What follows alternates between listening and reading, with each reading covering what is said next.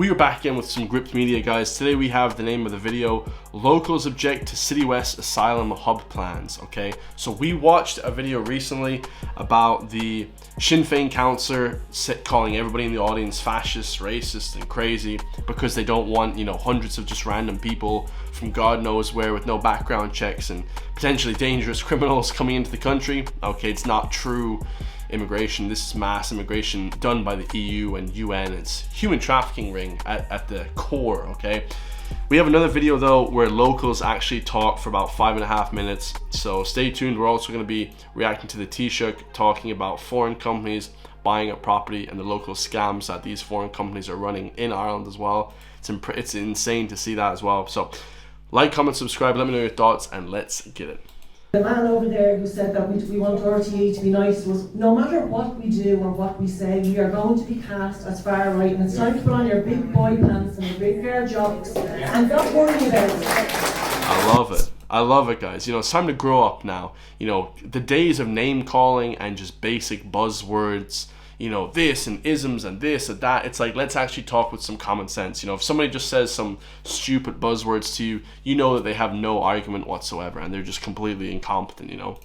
Taoiseach Simon Harris was interviewed on Gript.ie. He was very open about they're not getting value for money, and then he went straight in to say that when Citywest comes along, it'll be a game changer. And that is all without ever consulting the people of Sagard. And I really thought it was very high-handed and arrogant of him this morning. Like that girl over there, we didn't know, most people don't know what's going on.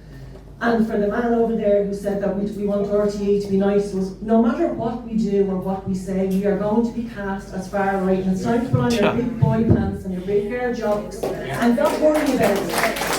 Because we can't let, we are not far right. Like, are we blue in the face at this stage? So that's said to silence people, and it's not working anymore. And it has to. I love that. That is said to silence people, and it's not working anymore. That everybody's woken up. This whole country is just overnight woken up, guys. You know, the spirit of this more, you know, pushback movement is alive and well. You know, it's come alive, guys. The last few years, everybody was asleep and dead. Now in 2025, different year. Everybody's awake to the bullshit that's happening. You know, we cannot, like, we need to take pointers from the people who, like your man over there from the Kulak says now, we need to take the pointers from those people or we're going to be railroaded. With that, it was so disappointing at that meeting. I'd like to know what the TDs, the local TDs have to say. There's a local councillor I see here, and have we had any input from them at all? Bad enough with all these temporary centres that are around for years, but the big issue with this is that the government wants to ensure that this is a permanent centre, so it will become a permanent migrant camp, and to me this is the biggest issue. I'm delighted that Kulak has been closed down, that Tala has been stopped. But and like, at the end of the day, like, when did Ireland become like this charity state? Like it's so ridiculous. Like Ireland has now become this like charity. We gotta bring everyone, help the whole world. The country is a third world country operating with first world companies like Google and Apple. Just because we have Google and Apple here doesn't make the country rich at all. It's ridiculous. This lady, oh, look at this lady here with her chains, her beads, and her hair long. She's far right fascist. Oh, look at her. She's about to join flipping, you know, Hitler.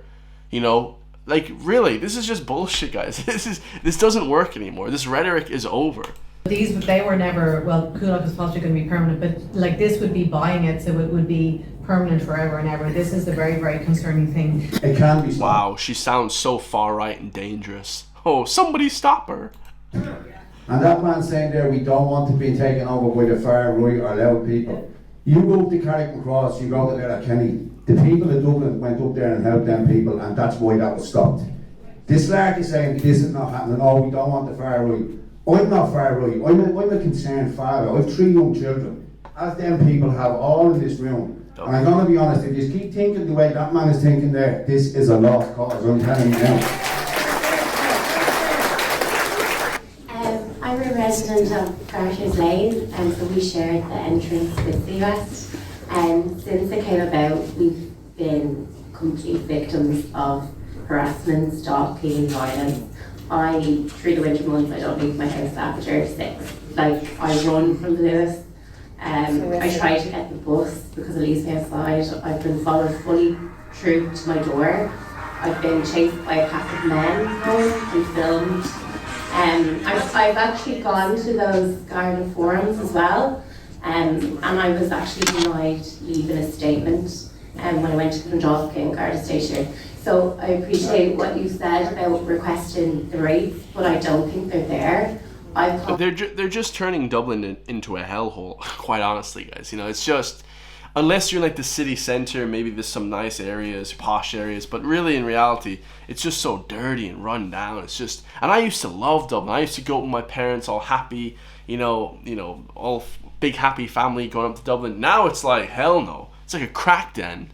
Like, no way. The guards and contacted Citywest, the Lewis, Dublin bus, everyone. Even though we're asking for all of these things from the guards aren't helping.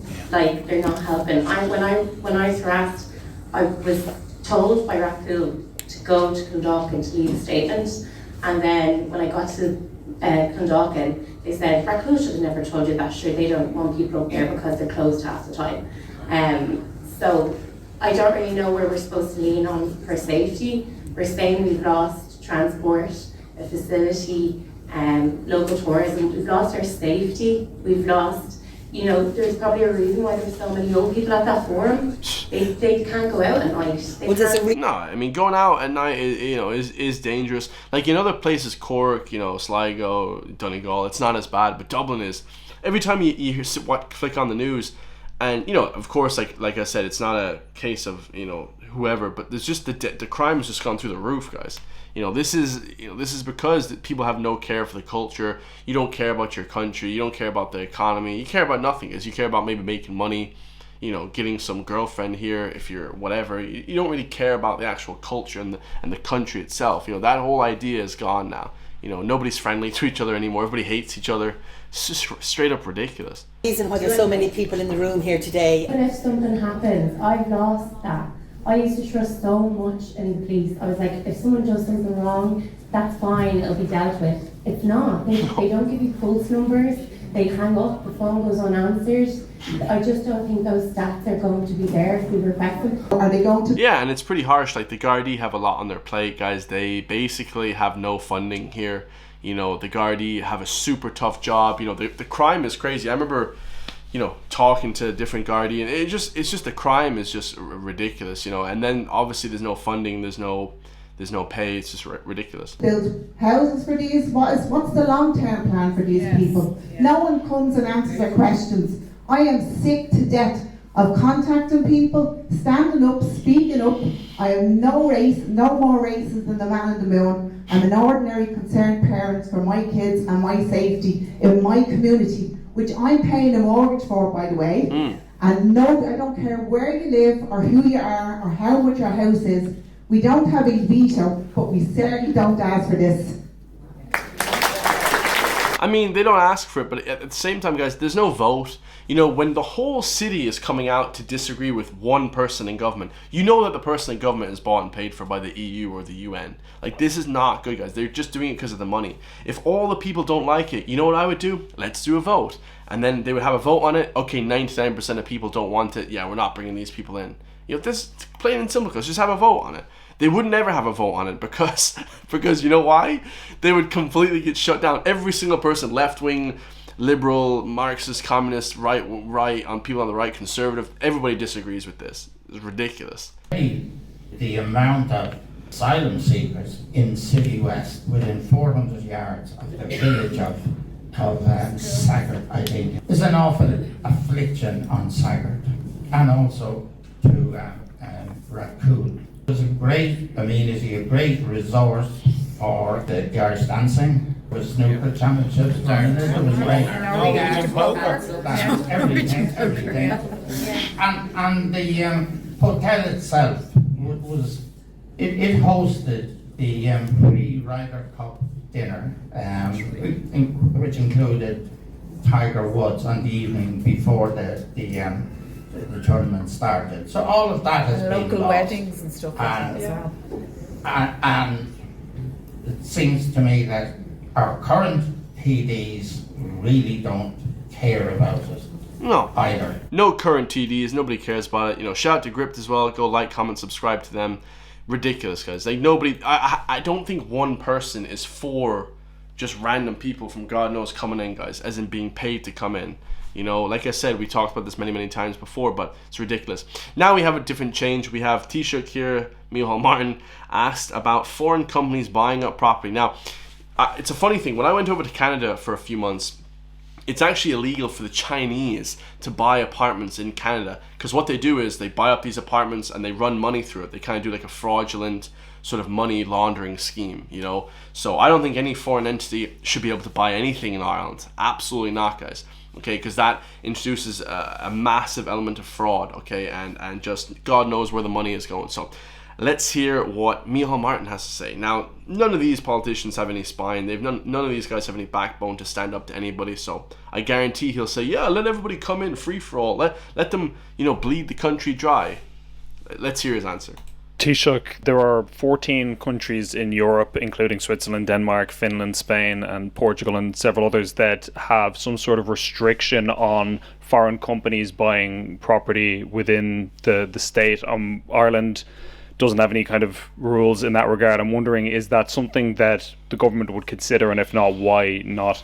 Was it that we would consider which? Having some sort of restrictions on foreign companies buying property within the state. Well, we do have some restrictions in terms of companies or institutions buying houses within housing estates, for example, or a large number of them. And we've already, through the Planning Act and through stamp duty, placed restrictions there. In terms of people who work here and people who live here, we don't have restrictions, people purchasing houses, and we don't. I mean, I don't think if you're on a work permit in Ireland, you should buy a house. I know that's kind of unfair to say, guys, but it's you know, it's bullshit. It's taking away from the people that live here, that have passports. You know, plain and simple. There has to be a divide there, guys. You can't just have a free-for-all. Envisage introducing that. Obviously, we have to work within the European Union in the first instance. Oh, this guy just loves the European Union. European Union, Big Daddy EU. Like every single thing we do, Big Daddy EU. Do we have permission to do this? Come on, man, it's ridiculous. And there are laws that apply there in terms of the rights of EU citizens within the single market and within the European Union. Rights of the EU citizen. It's like they care about the EU before they care about the people.